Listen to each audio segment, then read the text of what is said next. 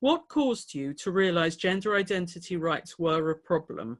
When and why did you get involved in activism on this issue? Actually, I got involved in gender identity issues a long time ago because at the time I was working at an LGBT organization, and I helped lobby the first law, the gender identity law, which allowed them to avoid going to court. And then I thought that the thing had been sorted out because actually they were being discriminated in terms of jobs, etc., because they didn't have the proper papers. And I thought that the issue had been sorted out, and I kind of like, at the time I wasn't doing much activism. And then until 2014, I started to read stuff on the internet regarding the cotton ceiling, and I was appalled at what I was reading, because I thought that what was starting to go on was terrible for women and for lesbians in particular. And I had been fighting for lesbian rights all my life, so it was really too much. So I started to get involved. This was, as I said, 2014. I started to get involved on social media. So I got myself a Twitter account at the end of 2014.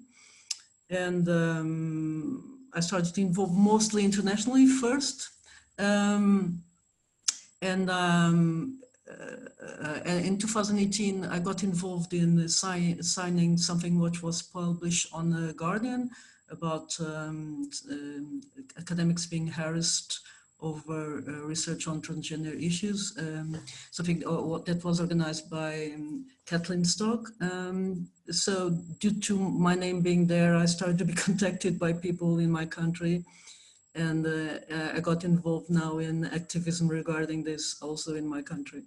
But I wouldn't like this to be just personal for me, because I'm also involved in a group where people have a little bit different experience, because, for instance, we have people in the group that identified previously as non-binary due to starting to interact with the radical feminists, reached peak trans, and no longer have the vision that transgenderism offers. Also, we have people that come from studying violence, sexual violence, starting to ask questions about how queers defend things which are terrible to women, and bit by bit arrived to pick trans. I've been a part of women's organization for quite a while now, and my main focus was violence against women. I have been working on a hotline for women who have experienced violence, and all the organizations that I have worked in have so far been they've been applying, let's say, radical feminism principles. So it was women-only spaces, and it was also all the principles regarding surrogate, regarding prostitution, regarding any form of sexual violence was there in place. And I actually in 2018, I've started my master's studies, and then I was exposed to radical feminist theory, among others, for example, gender hurts. And that definitely changed the way that I was observing certain things. But moreover, I actually had a personal encounter with a person who claimed to be a lesbian, who was in fact a straight man. And when actually when I realized that he has an opportunity to change sex in his documents, it was something that shook me, because I was completely unaware of this issue.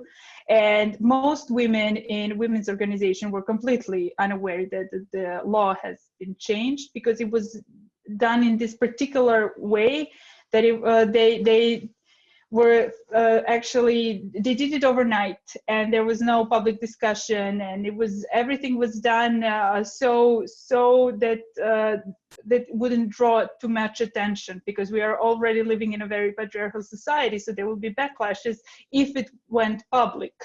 And I think that this is when I realized that this is an actual issue for women, and an actual issue for women's safety, and an actual issue for the further work of feminist organization in Serbia as well. And I think that this is when I realized that we need to react. I was a caseworker for prostituted women in South Korea, and also an abolitionist feminist for 10 years. And when I started my activism in 2002 in Busan, the southern part of South Korea, we didn't have prominent sex work movement here. But when I resumed my activism in Seoul in 2015, the situation was very different. I was very disturbed to see a lot of feminists using the word sex work and having ambivalent attitudes about this issue.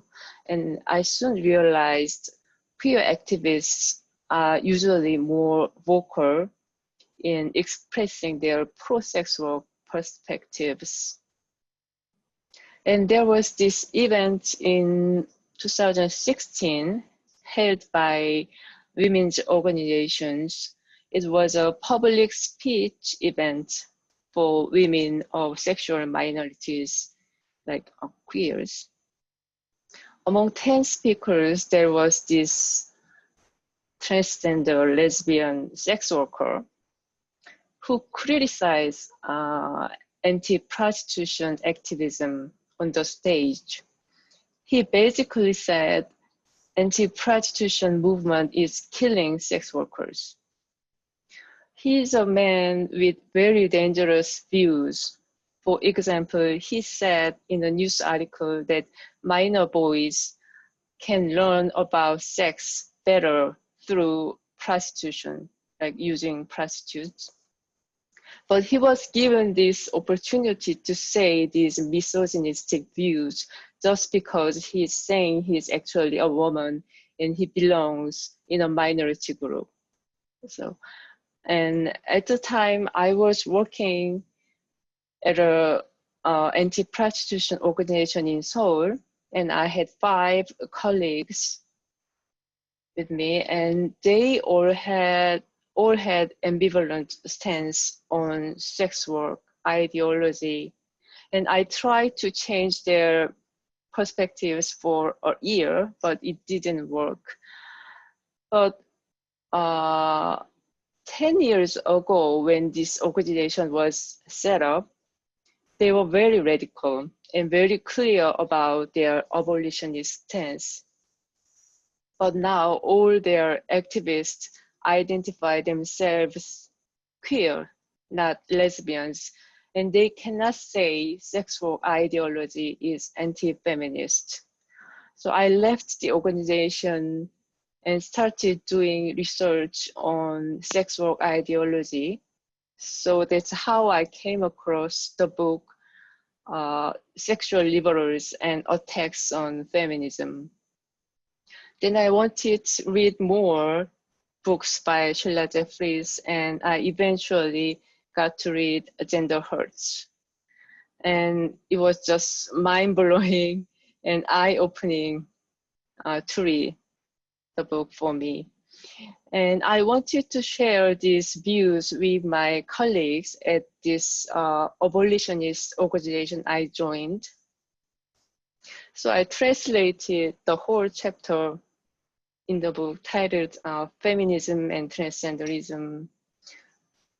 But they said it was too offensive to transgenders and refused to discuss this issue. I was very disappointed. So I left the organization and joined a group of online radical feminists. Yeah, I was very lucky to find them, and they already analyzed transgenders, the perverted practice, and they already concluded this transgenderism is just another form of misogyny. So I was very happy to meet them. So we set up a publishing company to publish books by Sheila Jeffries. Yeah, that was my beginning of this gender critical movement.